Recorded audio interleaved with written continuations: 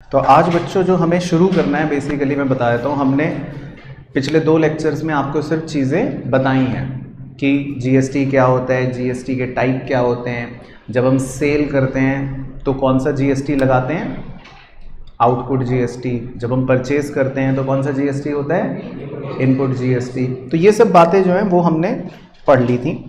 तो बेसिकली हमें उसका सारी बातों का एप्लीकेशन देखना है।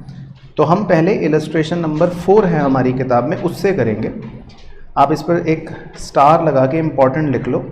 तो थोड़ा सा एग्जाम के नज़रिए से इम्पॉर्टेंट है क्वेश्चन, इसीलिए हम इससे अपना डिस्कशन करेंगे।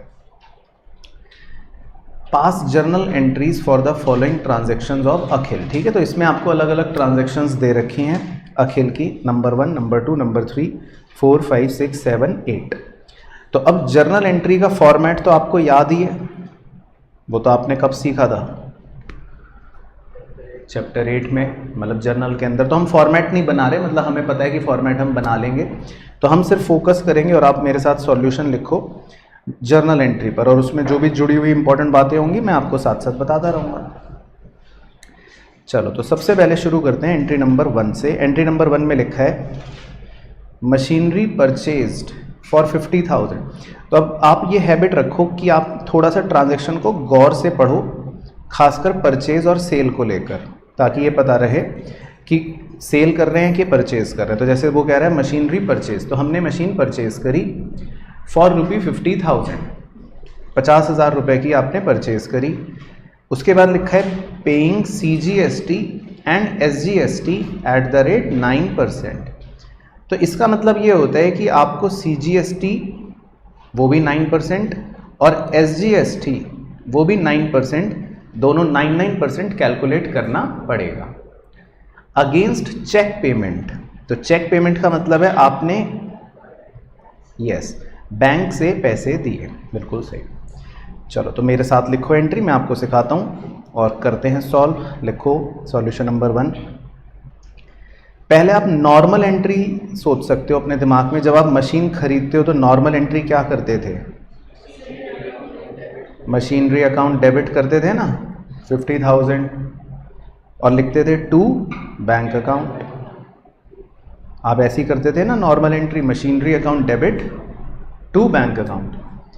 तो बस आपको पुरानी बातों को याद रखना है कि जब भी हम खरीदेंगे कोई भी चीज़, या जब भी हमारा खर्चा होता है बेसिकली, चाहे हम एसेट खरीद रहे हों, चाहे हम छोटी छोटी चीज़ें खरीद रहे हों, कोई भी हम पेमेंट कर रहे होते हैं, तो पेमेंट के टाइम पर आपको हमेशा कौन सा GST चिपकाना है, इनपुट GST चिपकाना है डेबिट में, बस ये याद रखना है।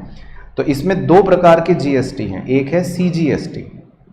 तो पहले आप इनपुट CGST डेबिट चिपका दो, और दूसरा इनपुट SGST, इसे भी डेबिट करके चिपका दो। तो बस आपको इस बात का ध्यान रखना है कि जब हम खरीदते हैं कोई भी चीज़ या पेमेंट करते हैं तो उसमें आपको इनपुट GST चिपकाना है। अब 9% उसने बोला, तो 9% कितना आएगा, 4,500। तो इसमें भी लिख लो 4,500 और इसमें भी लिख लो 4,500। तो इन तीनों को जोड़कर जो भी बना वो आपने पे कर दिया। कितना बन गया, 59,000। ठीक है, तो क्लियर हो गया। बाकी नरेशन वरेशन वो सब ड्रामे आप कर लोगे एग्जाम में, ये मैं मान के चल रहा हूँ। फॉर्मेट आपको आता है, सब कुछ आपको आता है, वो सब चीज़ें सेम रहेंगी। उसके बाद नंबर 2। अब नंबर 2 में लिखा है रेंट पेड। आपने रेंट पे करा by cheque for business premises 10,000। तो फिर से आपने पे करा है, plus CGST and SGST 9% each. तो फिर से देखो आपकी पेमेंट हो रही है, आपने रेंट पे करा है। तो आप रेंट पे करने की क्या एंट्री करते थे पहले, बेसिक वाली, rent account debit to bank account, मतलब नॉर्मल एंट्री पहले पूछ रहा हूँ। तो रेंट अकाउंट डेबिट मान लेते हैं टू बैंक अकाउंट। अब क्योंकि रेंट पे करना ये भी आपकी पेमेंट है, ये भी आपका एक्सपेंस है, तो आपको क्या चिपकाना पड़ेगा, इनपुट वाला GST। तो यहाँ पर 2 प्रकार के GST हैं, तो इनपुट CGST अकाउंट चिपका दो डेबिट में, और इनपुट SGST अकाउंट चिपका दो डेबिट में। तो बस आपको एक छोटा सा इतना वेरिएशन ध्यान रखना है। अब 9% निकालो, कितना आ गया 900 ईच। तो अब इन तीनों को जोड़कर जो आएगा 11,800 वो आपने पेमेंट कर दी। चलो उसके बाद जी नंबर 3 में लिखा है telephone bill of ₹2000 plus CGST and SGST 9% each paid in cash. अब इस बार आपने कैश से टेलीफोन बिल पे करा तो फिर से पेमेंट आ गई। हाँ, तो हम नॉर्मल एंट्री क्या करते हैं, मतलब टेलीफोन एक्सपेंस अकाउंट डेबिट,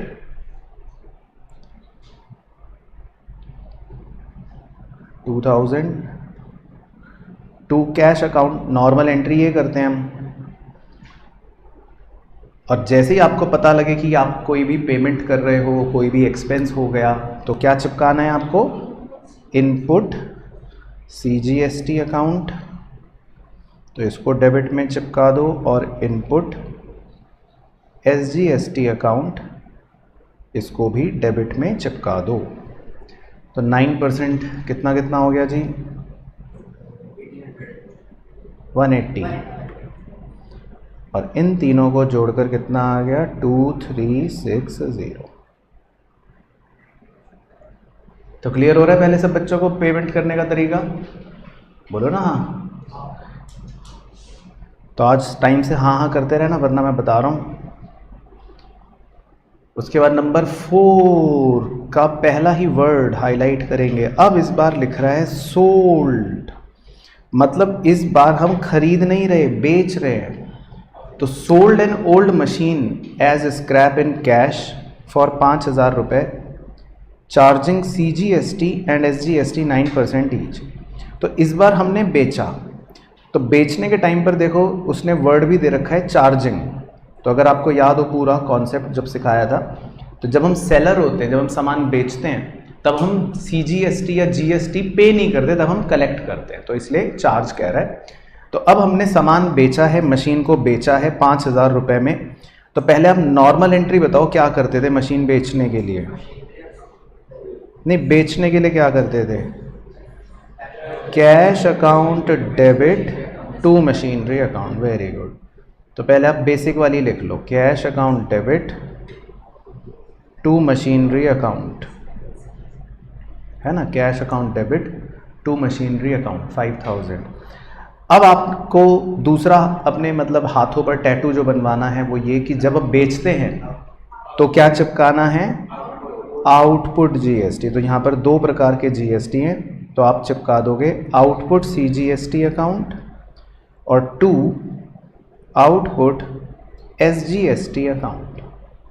बस, तो आपको इतनी सी अलर्टनेस रखनी है अपने सॉल्यूशन के अंदर कि बेचते समय आउटपुट और खरीदते समय इनपुट चिपकाना है। तो अब 9% कितना आ गया, 450 और 450, तो इन सबको जोड़कर कितना बन गया 5900। तो कैश अकाउंट डेबिट में आप तीनों को जोड़कर लिख लो 5900, ठीक है। तो भाई यहाँ तक सबको क्लियर है। उसके बाद नंबर 5 में लिखा है पेड। तो पहले तो पेड हो गई बात, पेड, और उसके बाद दिया है restaurant bill. O my God, तो मेरा तो रेस्टोरेंट बिल ये वर्ड देखकर ही दिमाग घूम गया। क्यों सर, आपका दिमाग क्यों घूम गया सर रेस्टोरेंट बिल देखकर? सर बताओ जी, रेस्टोरेंट बिल लिखवाया था। हाँ, तो आपको जब बेसिक कॉन्सेप्ट नंबर 7 करवाया था तो उसमें याद है उधर की बाजू में देखो लिखा है रेस्टोरेंट बिल। जब हम रेस्टोरेंट का बिल मतलब कोई पे करते हैं तो उसमें हम GST को इज्जत नहीं देते, उसमें इनपुट GST नहीं चिपकाते। याद आ गया ये? तो ये बस आपको इसीलिए याद रखना है। तो रेस्टोरेंट का बिल अगर आप पे करते हो, वो रहा देखो बाजू में, तो फिर इनपुट GST नहीं चिपकाना। ठीक है सर, तो हमें कुछ भी याद नहीं है सर, वेरी गुड। तो अब देखो एक बार कैलकुलेट करना, रेस्टोरेंट बिल कितना है 5000, प्लस CGST 9% और SGST 9%। तो अगर आप 9% कैलकुलेट करोगे तो कितना कितना आएगा? 450 और 450।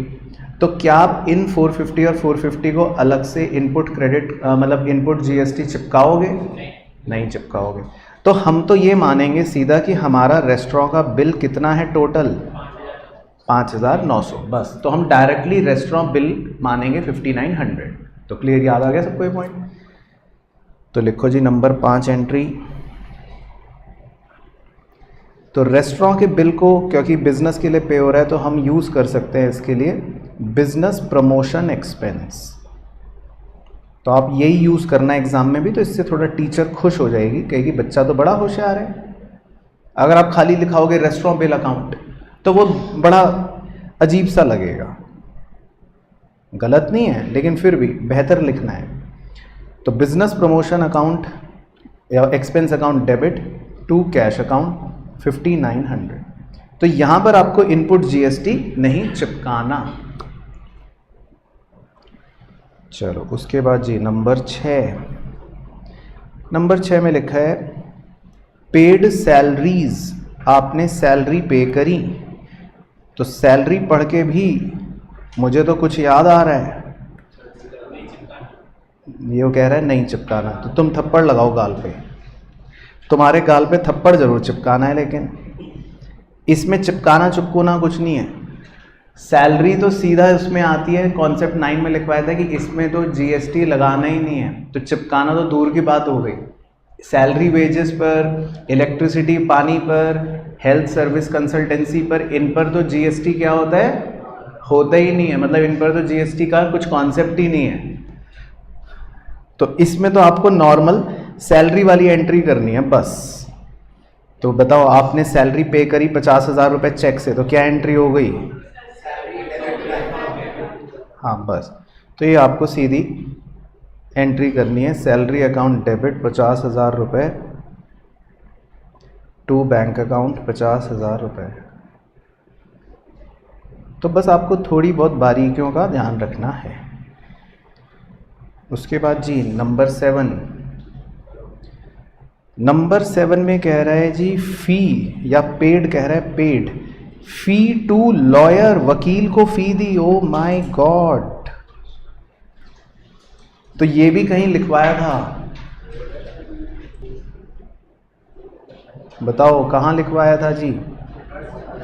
रिवर्स चार्ज में लिखवाया था। तो रिवर्स चार्ज का कॉन्सेप्ट याद भी है कि भूल गए? हाँ तो सर वो भी दिखाई दो सर, एक बार दिखा दो। तो मैंने कहा था कि अब रिवर्स चार्ज के कॉन्सेप्ट का मतलब ये होता है कि आपने अगर लॉयर की फ़ी पे करी तो अब सरकार को GST कौन पे करेगा? वो भी आप ही पे करोगे डायरेक्टली। गवर्नमेंट इसमें GST किससे लेगी? आपसे डायरेक्ट लेगी। समझ आ गया पॉइंट? ये थी स्टोरी। बाकी एंट्री में बता देता हूँ कि क्या होगी। तो हमने लॉयर को क्या फ़ी पे करी, आओ देखते हैं पहले एक बार। 9,000 रुपये। तो पहले आप खाली इतने की एंट्री करो, लॉयर को फ़ी पे करते हैं। आओ लॉयर को फ़ी पे करते हैं, उतने की एंट्री करो। तो लिखो लॉयर फ़ी भी लिख सकते हो या इसको आप प्रोफेशनल फ़ी भी कह सकते हो, कुछ भी लिख लो। या तो प्रोफेशनल फ़ी लिख लो या लॉयर फ़ी लिख लो, कुछ भी लिख लो। तो प्रोफेशनल फ़ी अकाउंट डेबिट 9,000 रुपये टू कैश अकाउंट। पहले तो आप नॉर्मल लॉयर को 9,000 रुपये पे कर दो। अब सरकार आपके ऑफिस के बाहर आ गई। सरकार कह रही है कि भाई लाओ अब इस लॉयर की फ़ी पर GST हमें भी पे करो। तो आपको अब सरकार को क्या पे करना पड़ेगा? GST पे करना पड़ेगा। तो आपको सरकार को GST भी पे करना पड़ेगा। तो अब GST पे करने के लिए, पे वर्ड आ रहा है, पे करने के लिए क्या लिखते हैं हम? हाँ तो आपको एंट्री करनी पड़ेगी input CGST account debit, input SGST account debit to cash account. तो आपको अब GST सरकार को पे करना पड़ेगा। तो ये एंट्री बन गई सरकार को पे करने की। तो एक बार निकालना ज़रा, 9% कितना आएगा, 810 और 810, तो कितना हो गया, 1620। तो 1620 रुपये आप सरकार को पे कर दो। तो ये वाला क्लियर। उसके बाद जी नंबर 8 में लिखा है एडवर्टाइजमेंट एक्सपेंस, ठीक है, खर्चा ऑफ 40,000 रुपये plus CGST and SGST 9% paid by cheque. चलो, तो ये तो आपका एक नॉर्मल एडवर्टाइजमेंट का एक्सपेंस हो गया। तो एक्सपेंस की तो एंट्री आपको पता ही है क्या है। तो एडवर्टाइजमेंट एक्सपेंस अकाउंट डेबिट, तो एडवर्टाइजमेंट एक्सपेंस अकाउंट डेबिट।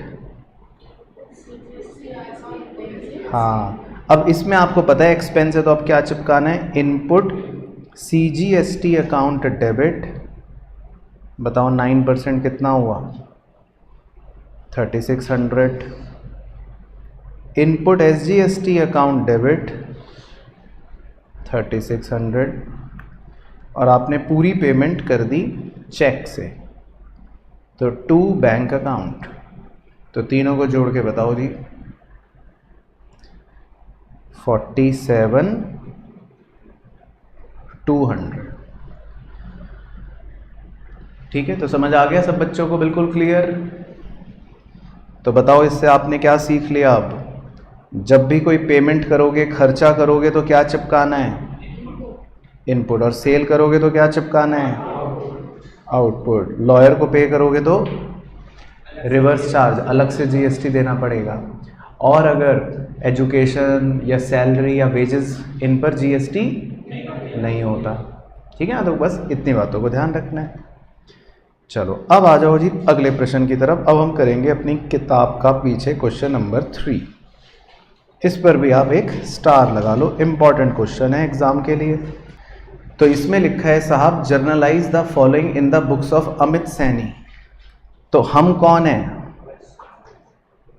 बताओ हम कौन है, अमित सैनी है, और हम कहाँ रहते हैं, हरियाणा में। तो अब याद रखना, नालायक कहाँ हो तुम, शक्ल दिखाओ अपनी।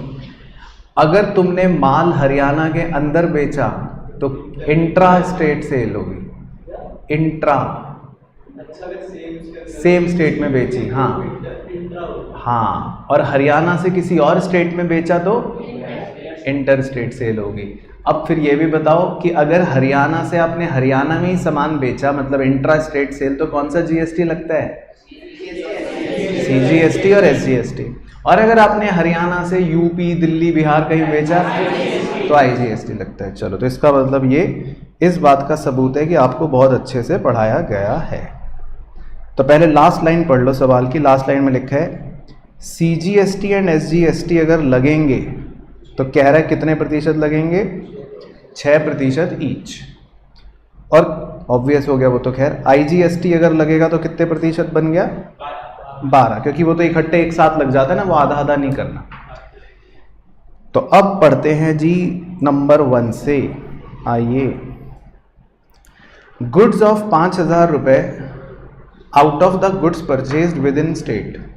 तो देखो, हमने कुछ गुड्स खरीदे थे बच्चों अपने हरियाणा से ही।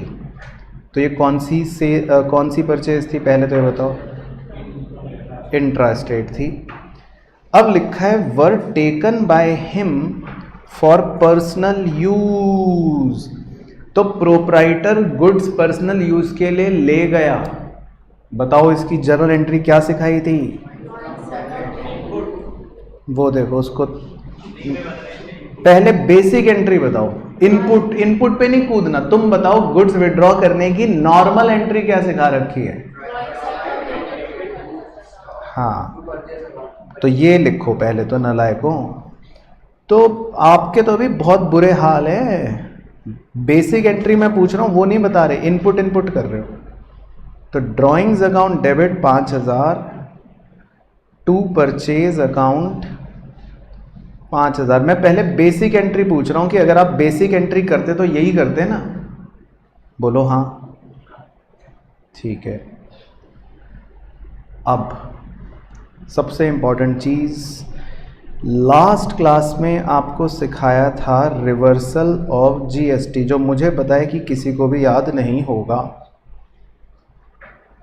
रिवर्सल ऑफ जीएसटी के कॉन्सेप्ट में आपको ये बताया था कि जैसे जब आप परचेज करते हो गुड्स, आओ दिखाई देता हूं एक बार। तो अब देखो जी, जब हम गुड्स परचेज करते हैं तो परचेज करने के टाइम पे इनपुट जीएसटी चिपकाते हैं, राइट। तो आपको मैंने रिवर्सल में सिखाया था कि अगर वो गुड्स आपको छोड़कर चले गए, मान लो आप परचेज रिटर्न करते हो, तो फिर वो इनपुट जीएसटी को भी क्या करना पड़ता है, आपको रिवर्स करना पड़ता है, कैंसिल करना पड़ता है ना। और फिर मैंने नीचे इन बादलों में कहीं जाकर आपको लिखवाया था कि चाहे परचेज रिटर्न हो, चाहे गुड्स टेकन बाय प्रोप्राइटर हो, इन सब में रिवर्स करना पड़ता है जीएसटी। याद आ गया? तो अब दोबारा से मेरी बातों का जवाब देना आराम से, ठंडे दिमाग से। जब आपने गुड्स खरीदे होंगे तब आपने इनपुट जीएसटी डेबिट करा था, राइट। अब वो गुड्स हमें छोड़कर चले गए, तो अब आपको इनपुट जीएसटी को क्या करना पड़ेगा, क्रेडिट करना पड़ेगा, कैंसिल करना पड़ेगा, रिवर्स करना पड़ेगा। याद आ गया पॉइंट? चलो तो अब आ जाओ। तो अब आपको रिवर्सल की वजह से किसे क्रेडिट भी करना पड़ेगा, टू इनपुट जीएसटी को तो करना पड़ेगा मालिक। अब ये बताओ कि मैं इनपुट कौन से जीएसटी को करूं? क्यों? क्योंकि हाँ, क्योंकि ये इंट्रा स्टेट वाली सेल थी या परचेज थी, कुछ भी कह लो। ये दे रखा देखो, लिखा था ना goods purchased with in the state. तो आपको ये बातों का ध्यान रखना पड़ेगा। तो अगर गुड्स आपका विद इन द स्टेट ही खरीदा गया है तो इसका मतलब इस पे कौन से जीएसटी चल रहे होंगे, सीजीएसटी, एसजीएसटी। तो आपको इनपुट अब जो ये रिवर्स करने हैं, ये सीजीएसटी और इनपुट एसजीएसटी रिवर्स करने पड़ेंगे। ठीक है सर, तो निकालो 6% ईच, 300 300। तो ड्राइंग्स अकाउंट में तीनों को जोड़कर कितना बन गया, 5600। तो ये ऐसे करनी है एंट्री। क्लियर हो गया पॉइंट? चलो सेकंड पॉइंट। सेकंड पॉइंट में है जी 2000 रुपए due from Sohan were bad debts. तो ये आप बताओगे, बेसिक एंट्री सिखा रखी है। सोहन से 2000 रुपए लेने थे आपके, वो बैड डेट हो गए जी, बताओ। बैड डेट अकाउंट डेबिट, क्योंकि नुकसान हो गया 2000 का, टू सोहन। ठीक है, तो इसमें कोई जीएसटी का चक्कर नहीं है। उसके बाद जी number 3, goods of 6000 were destroyed by fire. Oh my god, goods हमें फिर से छोड़कर चले गए और वर नॉट इंश्योर्ड, इंश्योर ये थे नहीं। अब अगली लाइन पढ़ लेना, नहीं तो फिर इतने डंडे पड़ेंगे आपको फिर कि मारूंगा मैं 100 डंडे और गिनूंगा 1। These goods were purchased from outside the state. बताओ इससे क्या होगा? हाँ, वेरी गुड। तो इसका मतलब इन पर कौन सा जीएसटी चल रहा होगा? आईजीएसटी। तो क्लियर हो गया सर आपको? ओके। तो गुड्स हमारे को छोड़कर चले गए, गुड्स जल गए, तो गुड्स जलने की एंट्री बताओ। Very good. Loss by fire account debit to purchase account. Very good. तो हमने बेसिक एंट्री कर ली पहले।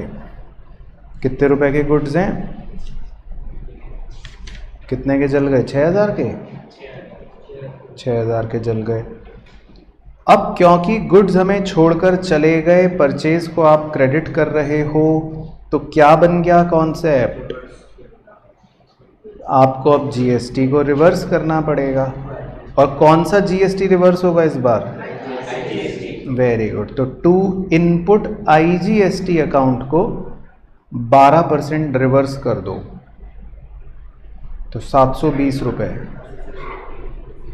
हाँ तो 720, तो दोनों को जोड़कर आ गया 6720। ठीक है, तो भाई सबको समझ आ रहा है। चलो उसके बाद नंबर 4, तो बस धीरे धीरे पढ़ना है। पेड 4000 इन कैश, ठीक है, एज वेजेस। ओके, तो वेजेस पे हुई हैं, तो बताओ वेजेस का मतलब क्या? जीएसटी नहीं लगता, वो तो बाजू से पढ़ के बता रहे हो, तुम्हें क्या याद था?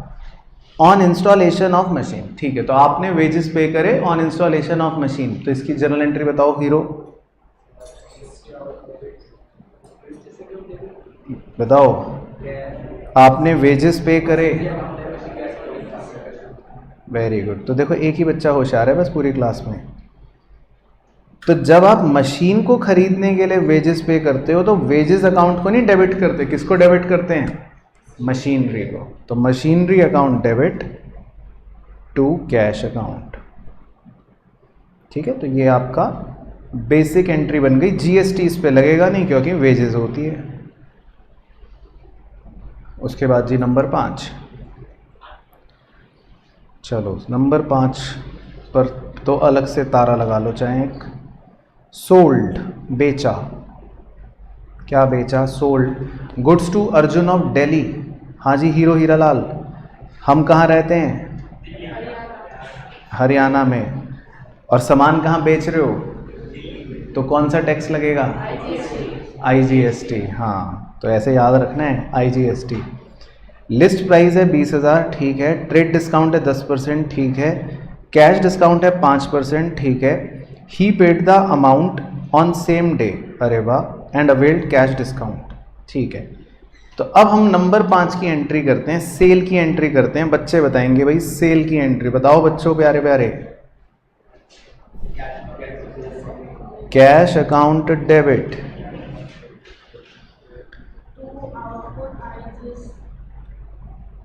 Discount allowed account debit. Cash discount तो रिकॉर्ड भी करते हैं। 2 सेल्स अकाउंट, और क्योंकि गुड्स आपने बेचे तो क्या चिपकाओगे? आउटपुट कौन सा? सीजीएसटी। कैसे पता चला? ठीक है, बाहर बेचा तो हरियाणा से दिल्ली बाहर बेचा तो आउटपुट आईजीएसटी अकाउंट, ठीक है, चिपका दो नीचे। तो सर इसका अमाउंट कौन निकालेगा सर, आप या हम? सर ऑब्वियसली आप निकालोगे, हम तो चेपेंगे बस। चलो आओ तो चेपो मेरे साथ, बताओ कितने रुपए के गुड्स थे? 20,000 के। फिर सबसे पहले क्या माइनस करते हैं? ट्रेड डिस्काउंट, ठीक है, तो कितने परसेंट है? 10%। तो 10% ट्रेड डिस्काउंट माइनस कर दो, तो इसे बोलते हैं वैसे सेल वैल्यू। तो सेल्स के आगे चाहो लिखना है तो लिख लो 18,000, मतलब वैसे। अब उसके बाद जी फिर क्या माइनस करते हैं? Cash discount. तो कैश डिस्काउंट कितना है? देखो सवाल में 5%। तो अब आप इसका 5% निकाल के माइनस करो, 900, तो कितना बच गया? 17,100 बच गया। तो ये याद है, सिखाया था आपको लास्ट क्लासेस के अंदर। अब जब ये भी आ गया फिर उसके बाद क्या करते हैं? अब प्लस करते हैं आईजीएसटी, इसको बोलते थे ना टैक्सेबल वैल्यू। तो प्लस कर दो आईजीएसटी 12%।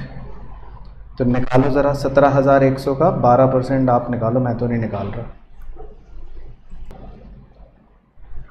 तो ये आ गया जी 2052, ठीक है। तो टोटल बन गया कितना? 19,152। चलो तो अब बच्चे बताएंगे सर क्या बताना है कि कितने कितने रुपए लिखें। सेल्स में ये महोदय कह रहे हैं 18,000, आउटपुट IGST में 2052, ओके। डिस्काउंट अलाउड में 900, ओके। और कैश में वो जो निकला नीचे की तरफ 19,152, ठीक है। तो बस बाकी बच्चे चेप सकते हैं। तो ये आपको सिखाया था ना लास्ट क्लास में, एग्जाम्पल से भी सिखाया था आपको ऐसे करना है। तो क्लियर हो गया ये? चलो, तो ये बढ़िया ट्रांजैक्शन थी सेल करने की। उसके बाद जी नेक्स्ट नंबर 6 पढ़ो। रिसीव्ड 2000 फ्रॉम रमेश, आपको रमेश से 2000 रुपये मिले। Whose account was written off as bad debt, आप उसे बैड डेट की तरह राइट ऑफ कर चुके थे।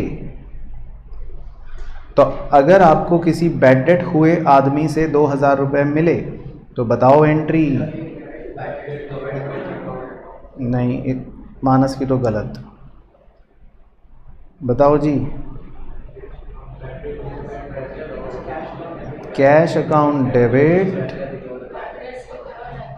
To bad debt recovered account. हाँ, तो आपको तो पुराने याद नहीं है, यही तो थी बैड डेट रिकवर्ड की entry, cash account debit to bad debt recovered account. Sir मुश्किल है सर बहुत। उसके बाद नंबर 7, चलो ये पढ़ते हैं, ये भी मजेदार है। Goods costing 1000 given as charity. तो बच्चों हमारी फैक्ट्री के दरवाजे पर एक भिखारी आया और हमने उसको गुड्स चैरिटी में दे दिए, तो हमारे गुड्स हमें छोड़कर चले गए। और लिखा है these goods were purchased from, पढ़ लो, विद इन द स्टेट। तो कौन सा GST चल रहा होगा इसमें? CGST and SGST। तो गुड्स चैरिटी में देने की आप नॉर्मल एंट्री बताओ। Very good, charity account debit to purchase account. तो नॉर्मल एंट्री तो ये होती, लेकिन क्योंकि गुड्स आपको छोड़कर चले गए तो अब क्या कॉन्सेप्ट भी होगा, क्या करना पड़ेगा रिवर्स आपको? हाँ, तो इनपुट CGST अकाउंट भी रिवर्स हो गया और इनपुट SGST अकाउंट भी रिवर्स हो गया। निकालो 6% कितना आएगा? 120। तो तीनों को जोड़ के कितना आ गया बाहर? 2240। तो क्लियर हो गई कहानी? चलो, तो गुड्स हमें छोड़कर चले गए। उसके बाद जी नंबर 8, नंबर 8 में लिखा है रिसीव्ड 9750 फ्रॉम रमेश, आपको रमेश से 9750 मिले in full settlement of his account 10,000, लेने थे 10,000, मिले 9750 फुल सेटलमेंट में। बताइए जी, नॉर्मल एंट्री ही होगी, GST का तो कोई खेल नहीं। कैश अकाउंट डेबिट, उसके बाद discount allowed account debit, very good, 250 रुपये टू रमेश 10,000। तो आपको रमेश से 10,000 रुपये लेने थे और आपने लिए 9750 फुल सेटलमेंट में। तो क्लियर हो गया? उसके बाद जी लास्ट, बस खत्म, नंबर 9, ये भी सर हम बता देंगे। Paid rent in advance 4,000। तो रेंट का मतलब क्या क्या था? GST नहीं लगेगा, पक्का श्योर? कहाँ लिखा था? हाँ जी, तो रेंट पे तो कुछ नहीं बताया था ना, तो रेंट पे कोई ऐसा एग्जेम्पशन नहीं है, तो पेड रेंट इन एडवांस, तो कौन सा जीएसटी लगाएं बताओ? सीजीएसटी, एसजीएसटी, क्योंकि हम तो यहीं जहाँ रहते हैं वहीं का तो रेंट देंगे। चलो तो सीजीएसटी एसजीएसटी लगा देते हैं, और पेड रेंट इन एडवांस, आपने एडवांस में पे करा है। चलो तो बताओ एंट्री नंबर 9। वेरी गुड, तो ये नशे में रेंट अकाउंट डेबिट 4000 रुपये, इनपुट एसजीएसटी अकाउंट डेबिट। वो पीछे से कुछ चिल्ला रहा है, वो कह रहा है प्रीपेड नहीं होगा, कह रहा है क्योंकि हमने एडवांस में पे करा। उसकी भी सुन लो भाई पुकार। वो कह रहा है बेचारा बच्चा पीछे से चिल्ला रहा है कि प्रीपेड नहीं होगा क्योंकि हमने रेंट एडवांस में पे करा है, ऐसा वो कह रहा है, मैं नहीं कह रहा। तो आपकी क्या राय है इस पर, बताओ? हाँ जी सर आप बताओ, चश्मा साफ हो गया बिल्कुल आपका। तो वो कह रहा है कि रेंट प्रीपेड नहीं होगा क्या, क्योंकि हमने एडवांस में पे करा है। पढ़ लो सवाल, पेड रेंट इन एडवांस लिखा है, आपने एडवांस में रेंट पे करा है, तो क्या होगा? प्रीपेड होगा। तो कौन लिखेगा? तो लिखो ना ढंग से, प्रीपेड रेंट अकाउंट डेबिट, फिर उसके बाद जीएसटी लगाना है टू कैश अकाउंट, तो 4480 इन्हें जोड़कर, ठीक है? तो समझ आया कुछ कुछ आपको कि कैसे करना है? चलो तो बस इस क्वेश्चन में तो यही था। तो कार्य शुरू करते हैं क्वेश्चन नंबर 5 से, और इस पर आप 2 स्टार लगा लो, इम्पॉर्टेंट क्वेश्चन है। तो बेसिकली असली वैरायटी ऑफ ट्रांजैक्शंस आपको इस क्वेश्चन में मिलेंगी, और जीएसटी का असली एप्लीकेशन इसमें सीखने को मिलेगा। Past journal entries in the books of Puneet Delhi. तो हम कौन हैं? पुनीत हैं, और हम कहाँ पर रहते हैं? दिल्ली में। तो ध्यान रखना है, अगर आप दिल्ली से बाहर सामान बेचोगे तो इंटर स्टेट सेल होगी, और दिल्ली के अंदर ही सामान बेचोगे तो इंट्रा स्टेट सेल होगी। तो अब सबसे पहले पॉइंट में लिखा है number 1, received an order from Karan and company for supply of goods of 50,000। तो मुझे एक करण और कंपनी नाम की, मतलब कंपनी कह लो या एंटिटी से फ़ोन आया और उसने मुझे एक ऑर्डर दिया। तो मुझे एक ऑर्डर रिसीव हुआ for supply of goods of 50,000। चलो तो लिखो सॉल्यूशन नंबर 1। बताइए जी, तो करण और कंपनी ने मुझे फ़ोन करा, हेलो करण। तो करण उधर से कह रहा है कि भाई 50,000 रुपये के गुड्स भिजवा दो। तो बताओ मैं क्या जर्नल एंट्री करूं? ठीक है, तो इसका मतलब आप हो नालायक। तो आपको लिखना है फर्स्ट का आंसर नो एंट्री। तो लिखो नो एंट्री। अब बताओ क्यों? क्योंकि कुछ हुआ नहीं है। अगर मैं फ़ोन पे आपको फ़ोन करके बोलूँ कि चलो कल ताजमहल ख़रीदने चलेंगे, तो उससे उसका कोई अकाउंटिंग नहीं हुआ, ठीक है? तो अभी हमें सिर्फ ऑर्डर मिला है, ध्यान रखना। रिसीव्ड एन ऑर्डर का मतलब होता है कि बस हमें फ़ोन पर किसी ने ऑर्डर दिया है, अभी आपने बेचा नहीं है कुछ, ऑर्डर मिला है बस। तो ये आपको बेवकूफ़ बनाने के लिए देता है इस तरह की ट्रांजैक्शन। तो आपको बेवकूफ़ नहीं बनना, आप क्या लिख दोगे? No entry. उसके बाद सेकंड में लिखा है received an order from AK and company for goods of 1 lakh. तो यहाँ तक तो देखो वही बात हो रही है। अभी तक हमें AK एंड कंपनी से ऑर्डर मिला है 1 लाख रुपए के गुड्स का, लेकिन आगे बढ़ो, आगे along with a cheque for 25,000 रुपये एज एडवांस। तो अब मेरे को एक और फ़ोन आया, इस बार AK का फ़ोन है, हेलो AK। तो AK कह रहा है, ऑर्डर दे रहा है 1 लाख रुपए के गुड्स भेज दो। तो मेरे को भी वैसे इसका कुछ नहीं करना, लेकिन उसने फ़ोन के साथ अपना एक दूत भी भेजा है, मतलब कि एक वो भेजा है, मान लेते हैं कोई रिप्रेजेंटेटिव आदमी भेजा है, और उसने साथ में एक 25,000 का मुझे चेक भेजा है एज एडवांस। तो अब मैं क्या एंट्री करूँगा? बताओ। तो हमें चेक मिला तो हम मान लेते हैं कि सेम डे डिपॉजिट हो गया, तो लिखो एंट्री बैंक अकाउंट डेबिट 25,000 रुपये। और 2 हमारे लिए ये एडवांस लाइबिलिटी है ना, तो हम लिखेंगे 2 एडवांस फ्रॉम AK, यानी कि ये हमारी लाइबिलिटी क्रिएट हो गई। तो हमें 25,000 रुपये का मतलब चेक मिला, एडवांस मिला, तो ये हमारी लाइबिलिटी क्रिएट हो गई। उसके बाद नंबर 3 में लिखा है paid to staff 40,000 against outstanding salaries of 60,000।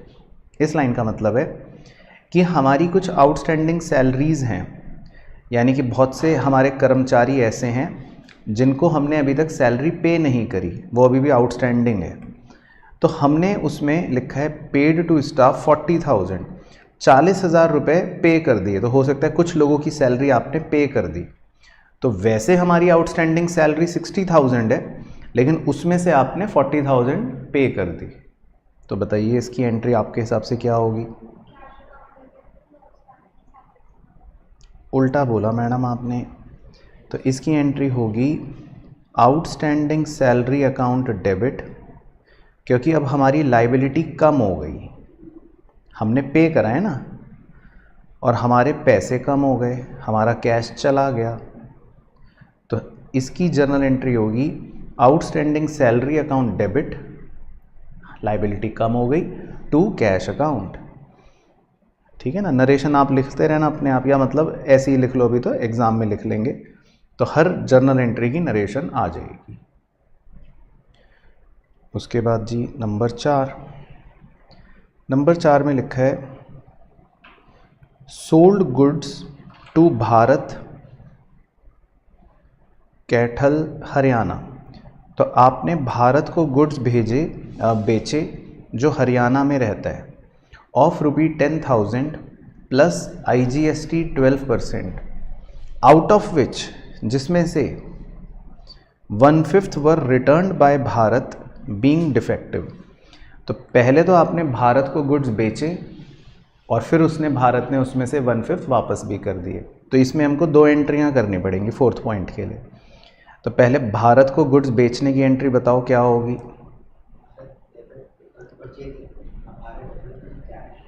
Very good नालायक। Bharat debit to sales account. तो आपने 10,000 रुपये के गुड्स भारत को बेचे, तो Bharat debit to sales account. फिर सेल्स के साथ क्या चिपकाना है?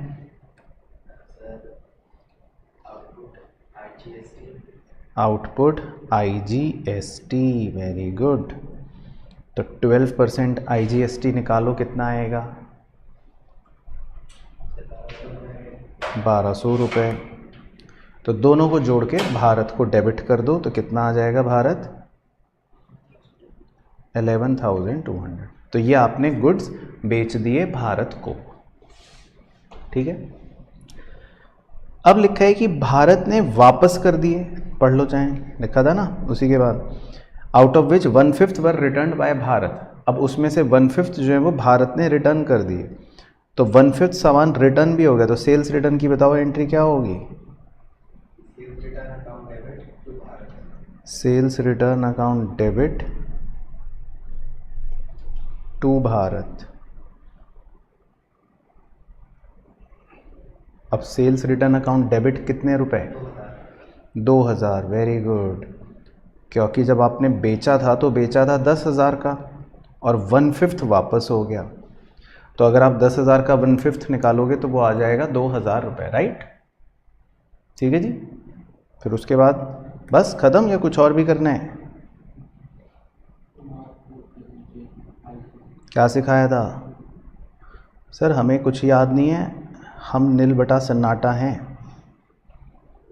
जब सेल करते समय आउटपुट GST चिपकाया था नीचे, तो अब सेल रिटर्न करते समय उस आउटपुट GST को रिवर्स भी तो करना पड़ेगा।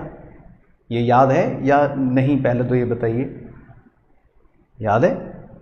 Very good. तो ये सिखाया था ना जब आपको रिवर्सल के बारे में बताया था। तो जब आप सेल करते हो तो आउटपुट जीएसटी चिपकाते हो नीचे, तो अगर सेल रिटर्न हो रही है तो उस आउटपुट जीएसटी को रिवर्स भी तो करना पड़ेगा ना। तो अब निकालो 12% कितना हो गया, 2000 का 12% कितना हो गया, 240। 240। तो दोनों को जोड़ के लिख लो 2240। तो पहले भारत को आपने सेल करी, फिर भारत को सेल जो करी वो रिटर्न हो गई। ठीक है जी। उसके बाद नंबर 5 में लिखा है cheque of 20,000 issued by Firoz.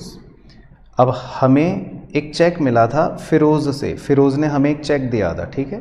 Check of 20,000 issued by Firoz was dishonoured, वो डिसऑनर हो गया। तो हमें फिरोज से एक चेक मिला था, वो डिसऑनर हो गया। तो बताओ चेक डिसऑनर होने की एंट्री अगर हमें फिरोज से चेक मिला तो। सर हमें कुछ नहीं आता। वेरी गुड, तो ये सही है। Firoz debit to bank account.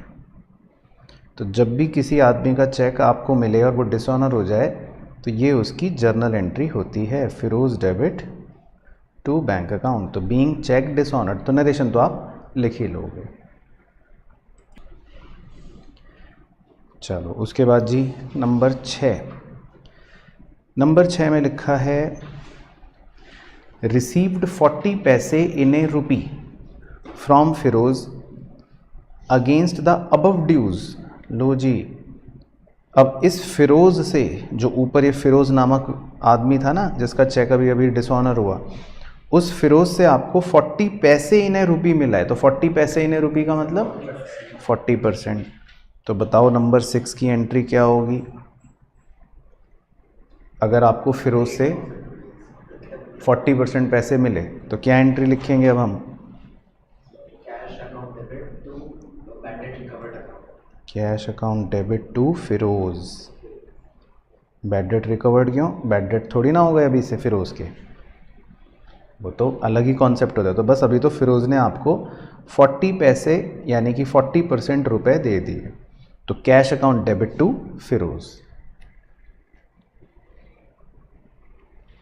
चलो उसके बाद जी नंबर 7, ये भी सिखा रखा था पहले। Received a cheque of 25,000 from Mohan after banking hours. Banking hours के बाद आपको मोहन से चेक मिला, मतलब आप डाल नहीं पाए ये चेक बैंक में आज। तो इसकी एंट्री क्या? Cheque in hand account debit 25,000 रुपये टू मोहन।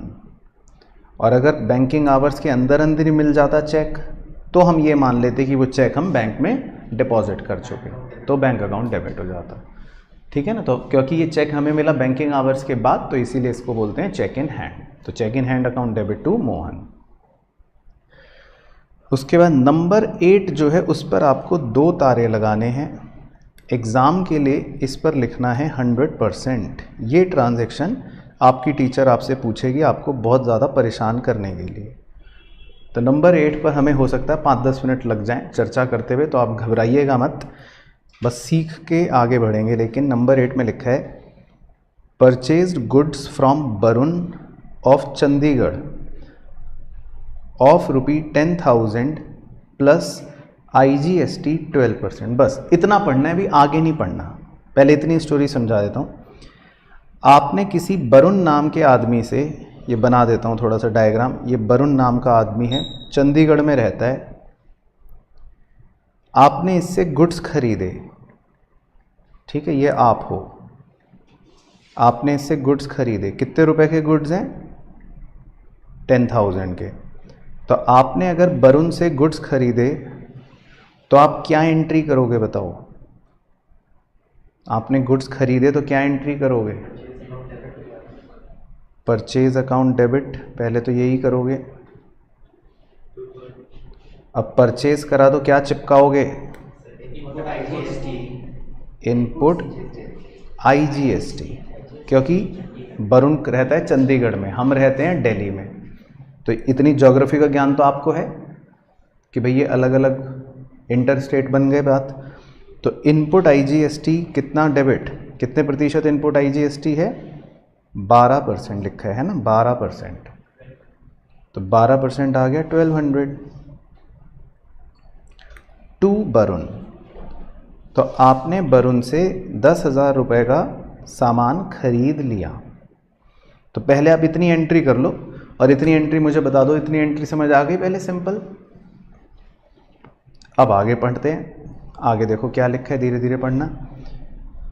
एंड के बाद लिखा है एंड सोल्ड देम। देम मतलब वही डब्बे जो आपने अभी अभी वरुण से खरीदे, वही डब्बे sold them to Arun. Arun Himachal Pradesh में रहता है। और फिर लिखा है एट ₹22,400 इंक्लूडिंग IGST 12%। इसे ब्लॉक बना लो। तो जो मुझे खेल सिखाना है मेन, वो थोड़ा सा इसको लेकर है। तो अब देखो, पहले मैं डायग्राम बना के समझा देता हूं।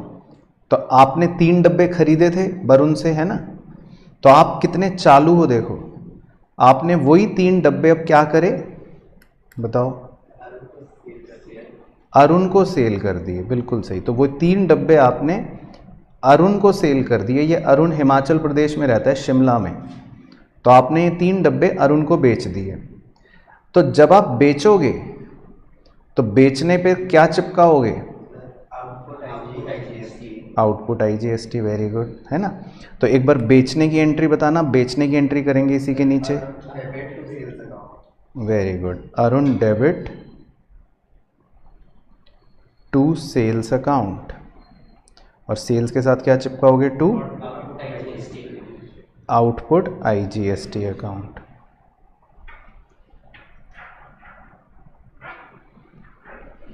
पहले एंट्री क्लियर हो गई। अब क्वेश्चन की जो चालूगिरी है, क्वेश्चन जो आपको बेवकूफ़ बनाना चाहता है वो ये, या जो गलत करवाना चाहता है वो ये कि कितने का बेचा ये नहीं दिया। यानी कि आपने माल कितने का बेचा है, सेल कितने की करी है, ये नहीं दिया। उसने सिर्फ आपको वो फिगर दे रखी है। अगर आप ध्यान से उसकी अंग्रेजी पढ़ो दोबारा से लिखा है कि आपने sold them to Arun of Shimla Himachal Pradesh at 22,400 including IGST। यानी कि ये जो 22,400 रुपए दे रखे हैं, ये IGST लगाने के बाद दे रखे हैं। यानी कि इसके अंदर IGST ऑलरेडी इंक्लूडेड है। तो पहले मुझे बोलने देना, बीच में अपना चू चपेट ना करना। यानी कि आप जितने का भी सेल करते हो, उस सेल वैल्यू पर पहले आप IGST लगाते हो, है ना? लगाते हो कि नहीं लगाते? 12%। फिर दोनों को जोड़ते हो और दोनों को जोड़कर फिर वैल्यू लिखते हो। ऐसे ही करते हो ना? तो उसने आपको यह बताया है कि जो वैल्यू है IGST को इंक्लूड करके वो 22,400 है। यानी कि उसने आपको दोनों का जोड़ तो बता रखा है कि 22,400 है, लेकिन उसने ये नहीं बता रखा कि मतलब अलग अलग कितना है। पहले समझ आ गया मैं क्या समझा रहा हूं? तो क्लियर हो गया पॉइंट? चलो, तो आप चाहें अरुण के आगे अब 22,400 लिख लो। और अब आपको अपनी बुद्धि का प्रदर्शन दिखाते हुए ये बताना है कि अब अलग सेल कितना लिखूं मैं और आउटपुट IGST कितना लिखूं मैं।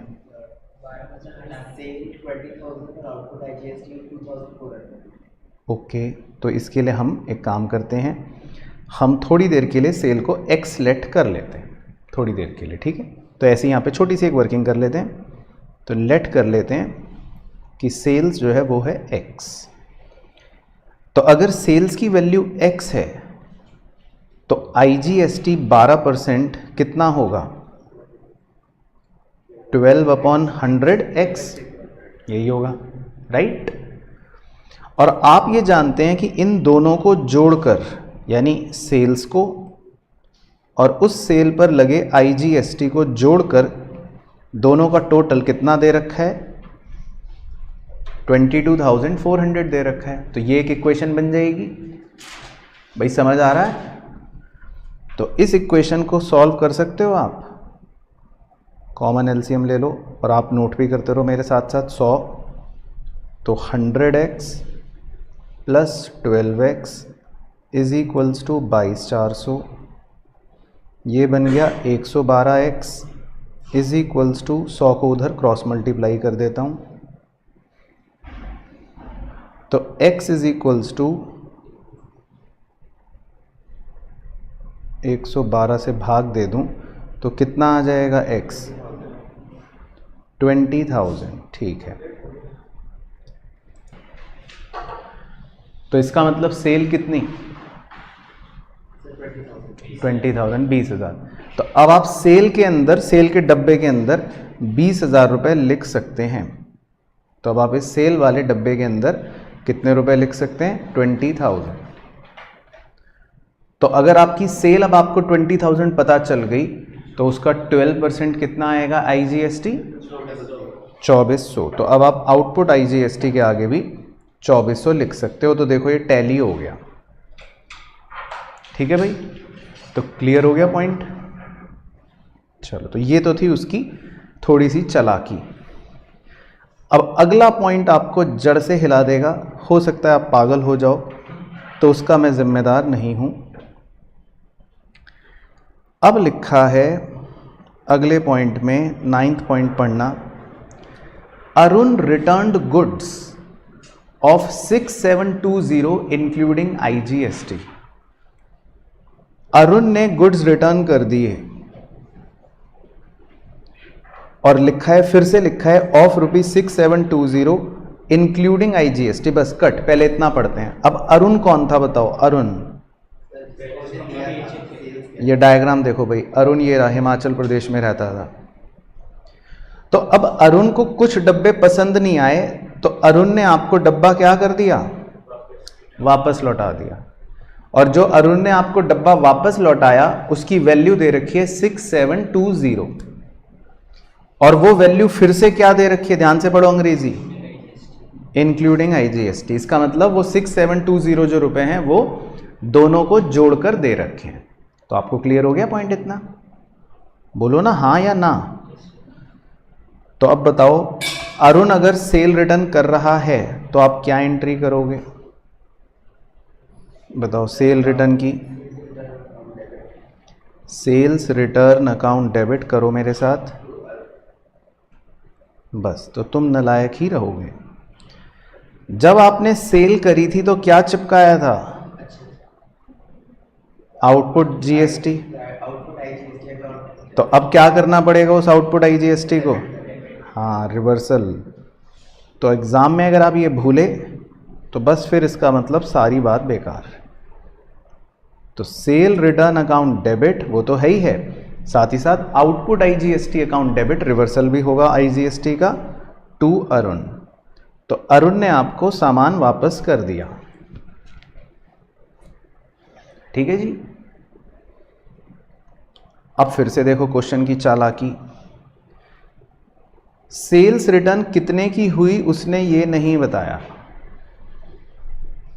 और IGST 12% तो आप लिख ही नहीं सकते अलग से, लेकिन उसने क्या वैल्यू दे रखी है आपको, दोनों को जोड़कर क्या आया है 6720, उसने ये बता रखा है आपको।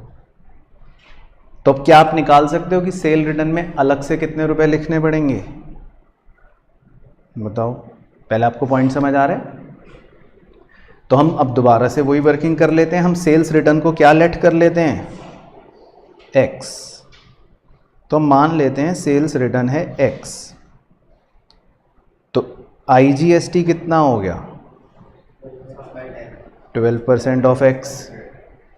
ठीक है, तो अब आपकी एक इक्वेशन बन गई, X प्लस 12x/100, दोनों को जोड़कर हमें पता है 6720 है। तो अब आप इस इक्वेशन को सॉल्व करो और इस इक्वेशन से x की वैल्यू निकाल के मुझे भी बताओ कि कितनी आएगी, बताइए जी, कितनी आ रही है, 6,000। ओके, तो इसका मतलब आपको अरुण ने जो सामान वापस भेजा वो कितने का भेजा है, 6,000 का।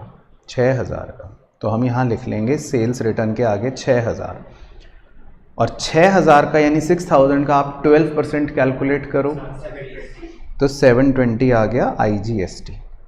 तो देखो टैली भी हो गया, तो दोनों को जुड़कर पता लग गया 6720। तो क्लियर हो गया सब बच्चों को। तो अरुण ने आपको सामान वापस लौटा दिया। तो अब मैं डायग्राम पर दोबारा ऊपर आ जाता हूँ, क्योंकि अरुण बरुण का खेल चल रहा था ना। तो अरुण ने जो आपको सामान वापस लौटाया वो एक तरह से 6,000 का वापस लौटाया, मतलब आपने जो 6,000 का बेचा था वो डब्बा आपके पास वापस आ गया। अब आगे पढ़ना, 9th पॉइंट को अब आगे कंटिन्यू करो, दोबारा से रीड करो। Arun return goods of 6720 including IGST। अब आगे लिखा है विच वर रिटर्न्ड टू वरुण।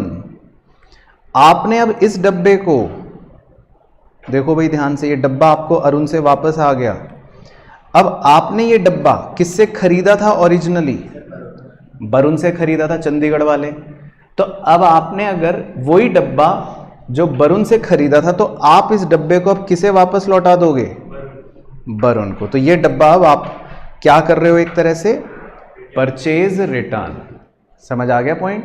तो आपने जो वरुण से ओरिजिनली डब्बा खरीदा था, अब वो डब्बा आप वरुण को वापस लौटा दोगे, तो ये क्या बन गया? Purchase return. समझ आ गई जी कहानी? बोलो ना हाँ। तो अब वरुण को डब्बा वापस लौटाने की यानी परचेज रिटर्न की एंट्री बोलिए। हेलो बच्चों, क्या आपका भी सपना है चार्टर्ड अकाउंटेंट बनने का और आप चाहते हैं अपनी सीए की जर्नी मेरे साथ यानी कि हमारी पूरी आरकेजी टीम के साथ कंप्लीट करना? तो आपको करना है सिर्फ एक काम, आरकेजी सीए क्लासेस के ऐप को आज ही डाउनलोड कीजिए। यहां पर आपको सीए फाउंडेशन, सीए इंटर और सीए फाइनल की आपकी कंप्लीट जर्नी की गाइडेंस मिलेगी। आरकेजी के साथ अपनी सीए की तैयारी करने के लिए आपको मिलते हैं दोनों ऑप्शंस, यानी कि अगर आप ऑनलाइन घर बैठे तैयारी करना चाहते हैं तो वो भी आप कर सकते हैं, और अगर आप ऑफलाइन इंस्टीट्यूट में आकर अपनी प्रिपरेशन करना चाहते हैं तो वो भी आप कर सकते हैं। लेकिन आपको करना है सिर्फ एक काम, आरकेजी सीए क्लासेस के ऐप को आज ही डाउनलोड करें। इसका लिंक आपको नीचे वीडियो के डिस्क्रिप्शन में भी मिल जाएगा। तो सभी प्यारे प्यारे बच्चों को मेरी तरफ से बहुत बहुत बेस्ट विशेस। आई होप आपकी सीए की जर्नी बहुत अच्छी रहे और आप एक बहुत अच्छे सक्सेसफुल चार्टर्ड अकाउंटेंट बन के निकले। Varun debit to purchase return account. Very good.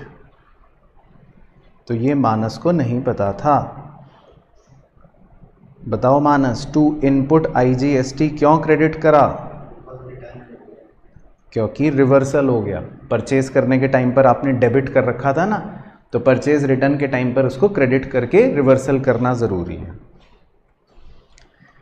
अब इस एंट्री का अमाउंट जो बच्चा बताएगा सही, उसे मिलेंगे 10 लाख रुपए। और इसका आंसर तो बड़े बड़े बच्चे गलत बताते हैं। ठीक है, तो बच्चा ये कह रहे हैं मानस बाबू की परचेज रिटर्न में 6,000, नीचे 720 और वरुण में 6,720। ठीक है, तो इसका मतलब ये हो गया कि हमने वरुण से 6,000 का जो डब्बा खरीदा वो आपने वापस लौटा दिया। ठीक है, तो भाई सबका यही कहना है। ठीक है, तो अब इस पे मैं आपको उपाधि दे देता हूँ नालायक की। तो ये तो हो गया जी गलत आंसर, मुबारक हो। और मज़ेदार बात है कि अगर आप इंटरनेट पे भी जाके सर्च करोगे तो वहाँ पे भी शायद आपको यही आंसर मिल जाए, जो कि गलत है। इंटरनेट, अरे लो वो कह रहा है इंटरनेट भी गलत है। बताओ भाई, इंटरनेट पे मानस ने जाके मान लो टाइप कर दिया आंसर, तो इंटरनेट सही है इस बात की क्या गारंटी? जब मानस यहाँ बैठ के गलत बता सकता है, वही मानस कल घर जाकर इंटरनेट पे भी गलत टाइप कर देगा, तो उसमें इंटरनेट की तो कभी भरोसा करना ही नहीं चाहिए। तो बताओ भाई, ये डब्बा कितने का आपने वापस रिटर्न करा वो आपको बताना है। 6,000 तो वैल्यू गलत मैंने कर दी, वो तो गलत है। तो बिल्कुल सही बताया। अब सुनो, आपने वरुण से जब सामान खरीदा था तो वो खरीदा कितने का था? 10,000 का, 10,000 का डब्बा खरीदा था। और आप अरुण को वही डब्बे कितने में बेच रहे थे? 20,000 में, डबल में बेच रहे थे, है ना? तो एक तरह से आपका बिजनेस मॉडल ये है कि आप जितने का खरीदते हो उससे डबल का बेचते हो। तो अगर बेचा हुआ डब्बा आपके पास वापस आया है जो 6000 का है ना, तो आप खुद कॉमन सेंस लगाओ कि वो डब्बा आपने खरीदा कितने में होगा, 3000 में। तो बन गई बात सही। तो दैट मीन्स जो आप डब्बा परचेज रिटर्न करने जा रहे हो वो कितने का खरीदा हुआ है, आपका 3000 का। तो ये है इसमें थोड़ी सी बुद्धिमत्ता लगाने वाला पॉइंट जो बहुत ही कम बच्चे एग्जाम में लगा पाते हैं। तो आप सिर्फ 3000 रुपए का ही एक तरह से डब्बा रिटर्न कर रहे हैं। समझ आ गया लॉजिक? तो 3000 रुपए परचेज रिटर्न हो गई। अब इसका 12% बताओ, 360। तो जुड़कर बन गया 3360। ठीक है ना। तो ये बहुत ही बढ़िया ट्रांजैक्शन थी दिमाग लगाने की। तो हमने वरुण को डब्बा वापस कर दिया। तो ये था हमारा पॉइंट 9। चलो उसके बाद तो अब सिंपल है। पॉइंट 10 में लिखा है पुनीत परचेज्ड, पुनीत हमें ध्यान रखना, Puneet purchased 10 TV sets at ₹20,000 per set and paid IGST 12%। चलो पहले इतना करेंगे। अब आपने टीवी खरीदे हैं 10, 20,000 का एक टीवी है और IGST आपने 12% पे करा। चलो तो टीवी खरीदने की एंट्री बताओ जी। हाँ वेरी गुड। तो ये देखो ये हो गई नलाई की। टीवी खरीदे हैं, टीवी। हाँ टेलीविजन तो आपका एसेट है ना। तो टीवी अकाउंट डेबिट। तो 10 टीवी 20,000 के, तो कितना हो गया 2 लाख।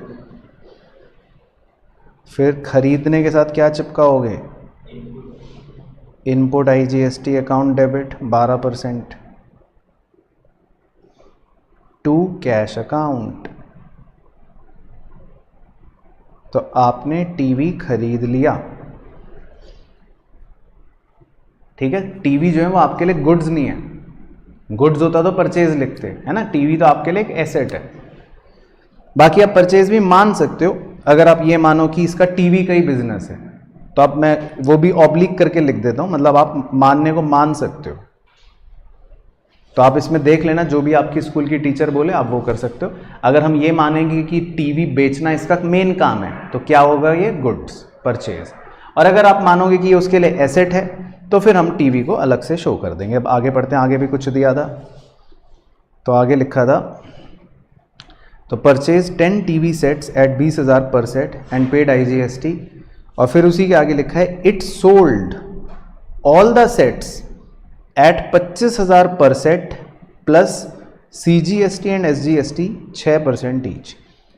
अब उसने फिर सारे टीवी बेच भी दिए। तो अब ये क्या लग रहा है आपको, गुड्स ही लग रहा है अब तो, है ना, क्योंकि फिर परचेज ही, क्योंकि 10 टीवी खरीद रहे हैं बाबूजी और 10 के 10 बेच भी रहे हैं, तो ये उसके लिए फिर एसेट नहीं होगा। तो हम इसको फिर परचेज ही लिख लेते हैं, वो ज़्यादा एप्ट होगा। तो हम पहले वाली ट्रांजैक्शन में परचेज ही लिख लेते हैं, क्योंकि टीवी खरीद के टीवी बेच भी रहा है तो ये तो उसके गुड्स ही हो गए।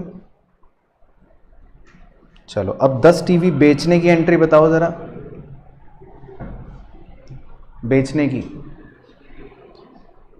10 TV cash account debit, sales account to output CGST और टू आउटपुट SGST। तो आपने 25,000 रुपए का एक टीवी बेचा, तो सेल्स कितनी हो गई, 2,50,000। तो 2,50,000 का 6% बताओ, 15,000। तो 15,000 ईच। तो टोटल कितना आ गया,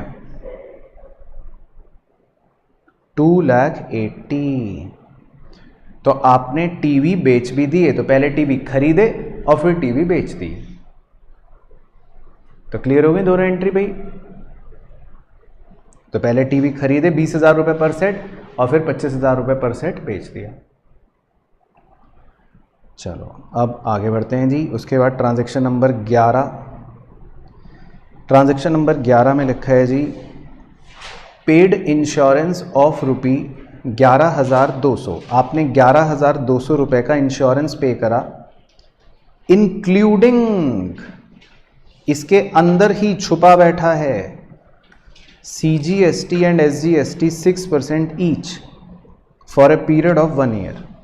चलो, तो इंश्योरेंस पे करने की एंट्री बताओ जी, प्रीमियम पे करने की। क्या क्यों ड्राइंग, क्यों कुछ भी? इंश्योरेंस प्रीमियम अकाउंट डेबिट, आपका खर्चा हो गया ना, तो इंश्योरेंस प्रीमियम अकाउंट डेबिट, फिर खर्चे के साथ क्या चिपकाते हैं? Input CGST account debit, input SGST account debit to cash account, तो आपका खर्चा हो गया। तो कैश मैं लिखूंगा भाई, कैश मैं लिखूंगा। क्वेश्चन में बोला था पे करा आपने 11,200, तो कैश में आएगा 11,200। लेकिन उसने ये नहीं बताया कि प्रीमियम कितना है अलग और GST 6% कितने हैं अलग, ये नहीं बताया। तो अब आपको क्या करना पड़ेगा जी? निकालना पड़ेगा। तो दोबारा निकालते हैं, आ जाओ। तो इंश्योरेंस प्रीमियम को क्या लेट कर लें? X। फिर इसमें आप CGST 6% जोड़ोगे तो CGST कितना बन जाएगा? 6%, 6x अपॉन 100। और SGST भी जोड़ोगे 6%, तो SGST कितना बन जाएगा? 6x upon 100। तीनों को जोड़कर क्या आप दे रखा है? 11,200। तो अब आप इस गणित को सॉल्व करके x की वैल्यू निकाल सकते हैं। कितनी आएगी? 10,000। तो आपके x की वैल्यू आ जाएगी 10,000। ठीक है, तो आपको ये पता लग गया कि इंश्योरेंस जो है वो प्रीमियम 10,000 का है। ठीक है, तो अब इसका 6% बताओ कितना हो गया? 600। और SGST भी 6%, 600। तो क्लियर हो गया? तो तीनों को जोड़ के टैली भी कर गया। ओके, चलो उसके बाद नंबर 12, ये तो आपसे पूछ सकते हैं, सिंपल है। सोल्ड पर्सनल कार फॉर रुपी 1,00,000, आपने अपनी पर्सनल गाड़ी बेच दी और वो पैसा इन्वेस्ट कर दिया आपने बिजनेस में। तो पर्सनल गाड़ी बेचकर पैसा बिजनेस में ले आए, बताओ एंट्री। Capital, very good. तो cash account debit to capital account, तो ये सिंपल है। तो आप एक तरह से अपने घर से पैसे बिजनेस में ला रहे हो, तो ये तो आपने सीख ही रखा है, cash account debit to capital, है ना। उसके बाद जी नंबर 13 में लिखा है, इस पे भी स्टार लगा लो। गुड्स कॉस्टिंग 1,00,000 रुपए वर डिस्ट्रॉयड इन फायर, आपके 1,00,000 रुपए के डब्बे जल गए। Insurance company admitted claim for 75,000, insurance company कह रही है कि भाई हम 75,000 आपको दे देंगे। चलो ठीक है, मज़े आ गए आपके।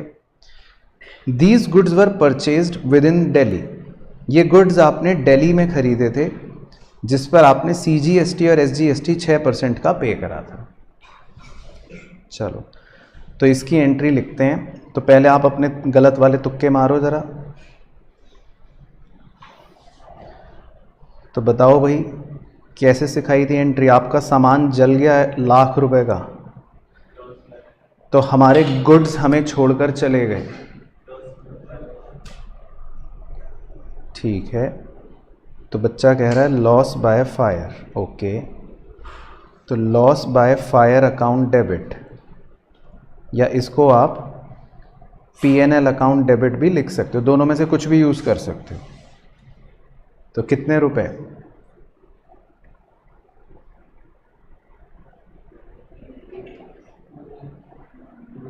1,00,000। तो 1,00,000 लिखते ही टीचर भी थप्पड़ मारेगी गाल पे। और मैं तो मारूंगा ही।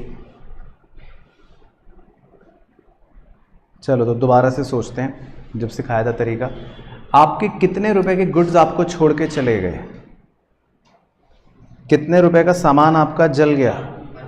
1 लाख का ना। तो हम क्रेडिट जो करेंगे परचेज अकाउंट को, वो तो कितना करेंगे क्रेडिट? 1 लाख, क्योंकि आपके गुड्स आपको छोड़कर चले गए 1 लाख के, राइट।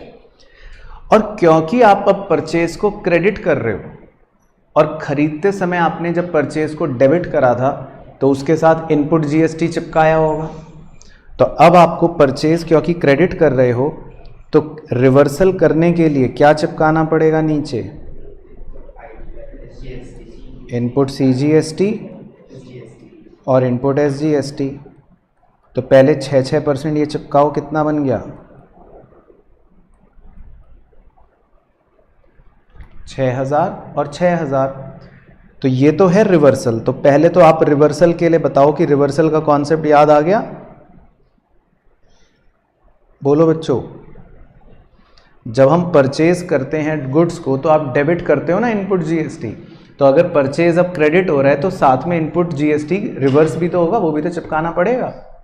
पहले इतना क्लियर हो गया? अब इंश्योरेंस कंपनी ने आपका कितना क्लेम एक्सेप्ट कर लिया बताओ?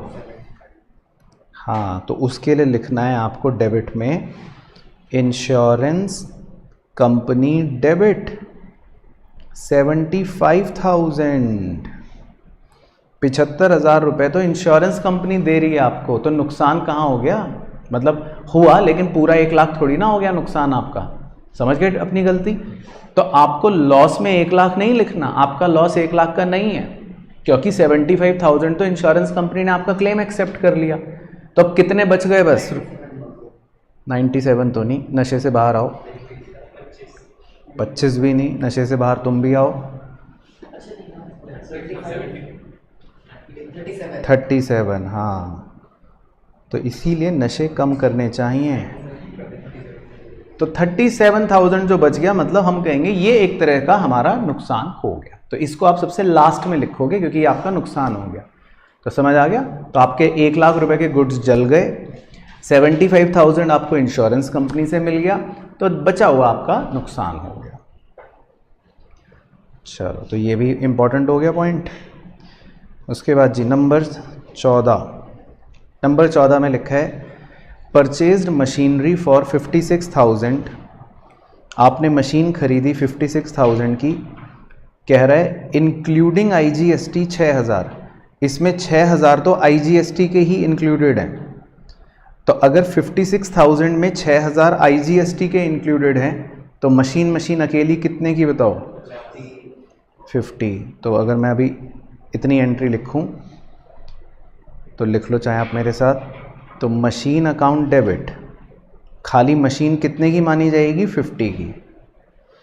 और मशीन के साथ क्या चिपकाएंगे नीचे? इनपुट आईजीएसटी अकाउंट डेबिट, वो उसने दे रखा है 6,000, वो गिवन है 6,000, है ना। तो आपकी मशीन कितने की मानी जाएगी? 50 की। और इनपुट आईजीएसटी उसने 6,000 दे रखा है। अब आगे लिखा है and paid cartage thereon 5,000। आपने कार्टेज 5,000 की पे करी और इंस्टॉलेशन चार्जेस 10,000, और इंस्टॉलेशन चार्जेस 10,000 के पे करे। तो बताओ हीरो। और कार्टेज भी, तो यही बात याद रखनी होती है। कार्टेज भी मशीन खरीदने का ही खर्चा है और इंस्टॉलेशन चार्जेस भी मशीन खरीदने का ही खर्चा है। तो इन दोनों खर्चों को भी हम मशीन में ही जोड़ लेंगे। मतलब माना यह जाएगा कि मशीन की वैल्यू 50,000 प्लस 5,000 प्लस 10,000 यानी कि 65,000 है। तो ये एंट्री आपकी बनेगी टू कैश अकाउंट। तो आपने कितने रुपए पे करे? 71। Very good. तो क्लियर हो गया। उसके बाद नंबर 15 पर तो आपको 2-2 तारे लगा के लिखना है 100%। इसमें एक ऐसा पॉइंट आने वाला है जो बच्चों को जड़ से हिला देता है। तो पहले पढ़ते हैं, फिर उस पॉइंट की भी चर्चा करेंगे। तो लिखो, मतलब इसमें पढ़ते हैं क्या लिखा है। गुड्स कॉस्टिंग ₹40,000, आपके गुड्स जो हैं वो 40,000 रुपये की कॉस्ट के हैं। तो मैं ऐसी डायग्राम बना रहा हूँ बस समझाने के लिए। और इन डब्बों की जो लागत है, मतलब जो इनकी कॉस्ट है, वो 40,000 रुपये की है। फिर आगे लिखा है सोल्ड टू कपिल, आपने कपिल को बेच दिए। फिर आगे लिखा है at a profit of 20% on sales. बस, तो आप इतनी पार्ट को ब्लॉक बना लो अपनी किताब में, प्रॉफिट ऑफ 20% ऑफ सेल्स को, इस पे 2 तारे लगा लेना। इस लैंग्वेज में बहुत बड़ा ट्विस्ट होता है। Profit of 20% on sales. चलो, तो अब आपकी डब्बों की अगर लागत 40,000 है तो बताओ आपका मुनाफा कितना, बताओ 8,000। और मुनाफा लगाकर जब आप बेचोगे तो कितने का बेचोगे, 48,000 का। तो समझ आ गई वो अंग्रेजी, ठीक है। तो अब जो है आपको धक्का लगेगा, शायद आपकी सांसें अटक जाएं, ये जानकर कि यही वो गलती है जो बच्चा करता है। अगर मुझे इस पॉइंट में स्टार लगवाना ही था तो मैं इतनी आसान चीज़ क्यों पूछता, है तो मुझे पता है आप बता दोगे, और यही गलत है। तो आपको धक्का लगाना कि ये कैसे गलत हो गया, लगाना धक्का। तो मेरी बात को ध्यान से सुनना, वहाँ पे नज़रें गड़ा के रखना। उसने जो प्रॉफिट 20% बोला है, अब आपको बड़े ध्यान से लैंग्वेज पढ़नी है। आप 20% कैलकुलेट कर रहे हो ऑन कॉस्ट। आपने 20% किसका कैलकुलेट करा, कॉस्ट का। आपने 40,000 रुपए का 20% बताया ना, 8,000, यही थी आपकी कैलकुलेशन। जबकि उसकी लैंग्वेज दोबारा पढ़ो, उसने प्रॉफिट 20% किसका बोल रखा है, 20% ऑफ, या 20% उसने बोला है प्रॉफिट है ऑन सेल का। तो ये है क्वेश्चन की वो चालाकी जिसमें बच्चा बच्चा गली मोहल्ले का मात खा जाता है। दोबारा पढ़ लो वो बक्सा, बक्से में क्या लिखा है, प्रॉफिट 20% ऑन सेल्स। तो आप क्योंकि भोले मासूम बच्चे हो, आप प्रॉफिट जो निकाल रहे थे अभी देखकर ओरली, वो किसका निकाल रहे थे, 20% कॉस्ट का। आपने 8,000 जो प्रॉफिट निकाला वो किसका निकाला, कॉस्ट का। जबकि वो कह रहा है 20% प्रॉफिट किसका, ऑन सेल का। तो समझ आ गया आपको अपनी गलती का खेल। तो ये तो इसका मतलब है गलत, तो मैं ये फिगर हटा देता हूं। तो अब अपनी बुद्धिमत्ता का प्रदर्शन दिखा सकते हो आप कि कैसे पता चलेगा।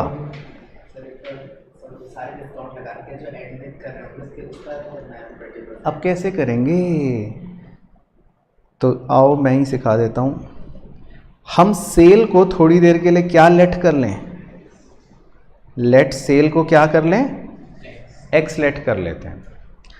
तो अगर मैंने सेल को एक्स लेट करा है तो अब प्रॉफिट कितना होगा, बिल्कुल सही, क्योंकि प्रॉफिट जो है वो है 20% ऑफ सेल। तो हमारा प्रॉफिट कितना होगा, 20x ऑफ, या x अपॉन 100, राइट। पहले इतना क्लियर हो गया सब बच्चों को, यहां तक किसी को परेशानी तो नहीं है। अब एक मैथमेटिकल इक्वेशन मैं लिख रहा हूं, आप बताना कि आप उससे सहमत हो कि नहीं। ऊपर वाले को ही हॉरिजॉन्टल लिख रहा हूं, cost plus profit is equal to sale. यही होता है ना बेसिक मैथमेटिकल इक्वेशन। तो कॉस्ट की जगह मैं 40,000 लिख देता हूं, प्रॉफिट की जगह कितना लिख देता हूं, 20x/100, और सेल की जगह कितना लिख देता हूं, x। तो आप अब इस इक्वेशन को सॉल्व करके x निकाल सकते हो, यानी सेल निकाल सकते हो। तो आइए इस इक्वेशन को सॉल्व करते हैं।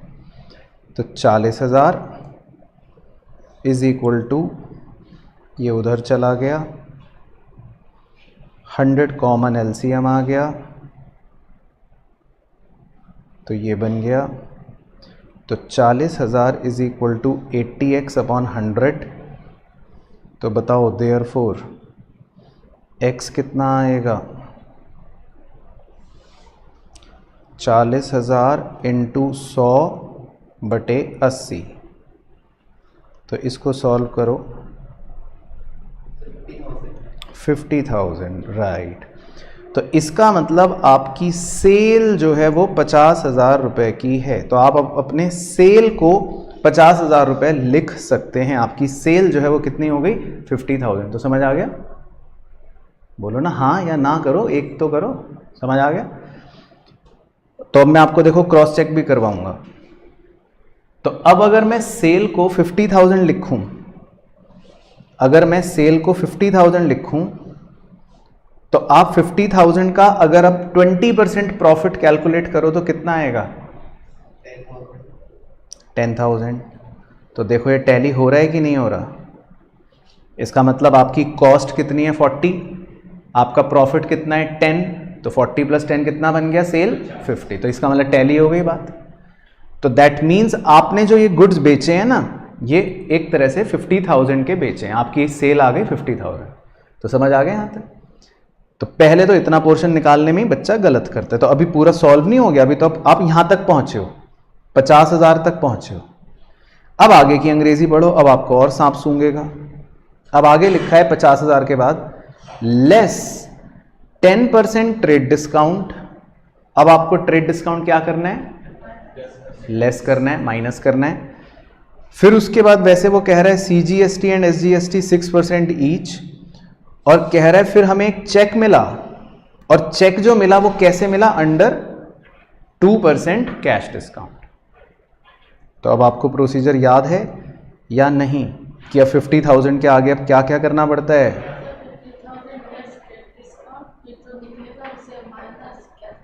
हाँ, तो करो मेरे साथ। तो पहले 50,000 का लेस करो 10% ट्रेड डिस्काउंट। तो लिखो, साथ साथ लिखो, हवाबाजी नहीं करो। 45,000, फिर इसमें से लेस करो कैश डिस्काउंट 2%। तो 2% बताओ कितना? 900। तो कितना बच गया? 44,100। फिर इसमें क्या जोड़ोगे?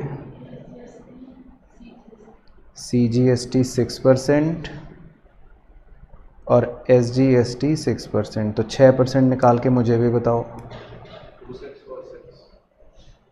26 पक्का? 2646, ठीक है। फिर पूरा ग्रैंड टोटल तो 49,392। तो बेसिकली ये आपको पता चली वो सेल की, मतलब फाइनल वैल्यू टैक्स लगने के बाद। तो आपने इतने रुपए का टोटल अपना सामान बेचा। अब जर्नल एंट्री करो। ये तो था सिर्फ वर्किंग, ये तो थी वो गणित। तो अब इसकी जर्नल एंट्री बताइए जी, सामान बेचने की। क्या सर हमें नहीं पता कुछ भी। Bank account debit, discount allowed account debit,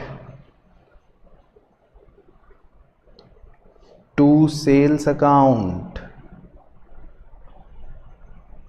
to output CGST account, है ना? सेल है तो साथ में चिपकाना पड़ेगा ना आउटपुट, और टू आउटपुट SGST अकाउंट। तो सेल की वैल्यू बताओ आप। बस ये देखो, ये है नालायक बच्चा। सेल्स की फिगर कितनी? बस ये है नालायकी। तो सेल की फिगर कितनी? 45। ट्रेड डिस्काउंट माइनस करके बताते हैं ना सेल की वैल्यू। तो भाई ट्रेड डिस्काउंट तो रिकॉर्ड नहीं होता, याद आया? ट्रेड डिस्काउंट तो रिकॉर्ड नहीं होता, तो ट्रेड डिस्काउंट माइनस करके जो बचा वो एक तरह से आपकी सेल है 45,000 की। 900 रुपये कैश डिस्काउंट, वो आप अलग से डिस्काउंट अलाउड में लिख दोगे। और बैंक अकाउंट डेबिट कितने रुपए मिले आपको? 49,392। तो ये आपने सेल कर दी, ठीक है। चलो तो सर ये तो हम एग्ज़ाम में छोड़ के आ जाएंगे, है ना, बिल्कुल। तो यही होगा आपका और कुछ नहीं। उसके बाद है नंबर 16 लास्ट। तो नंबर 16 में कह रहा है जी, simple point, purchase machinery from new machinery house. आपने एक मशीन खरीदी किसी न्यू मशीनरी हाउस से 50,000 रुपये की, ठीक है, and paid it by bank draft from bank, और आपने पैसे मतलब चेक से दिए, बैंक से दिए या चेक से दिए एक ही बात है, और पेड बैंक चार्जेस 500, और बैंक चार्जेस भी आपने पे करे 500 के, और bank charge CGST and SGST at 6% each on bank charges, और बैंक ने 6% का CGST और SGST भी चार्ज कर लिया बैंक चार्जेस पर। चलो तो आप इसे पूछेंगे। तो मशीन खरीदने की एंट्री बताइए जी, मशीन खरीदने की, मशीन अकाउंट डेबिट, बस। तो ये देखो, ये है नलाई की 50,000 की तो मशीन खरीदी, तो मशीन खरीदी तो क्या चिपकाना पड़ेगा, इनपुट CGST चिपकाना पड़ेगा और इनपुट SGST चिपकाना पड़ेगा। तो बताओ एक बार 6% कितना आएगा, 50,000 का 6%, 3,000 ईच, 6%, ठीक है। फिर साथ ही साथ आपने क्या भी पे करा, बैंक चार्जेस भी पे करे। तो बैंक चार्जेस पे करने की एंट्री क्या हो गई, बैंक चार्जेस अकाउंट डेबिट 500 रुपये टू बैंक अकाउंट, और बैंक चार्जेस जो आपने पे करे उस पर भी क्या चिपकाना पड़ेगा,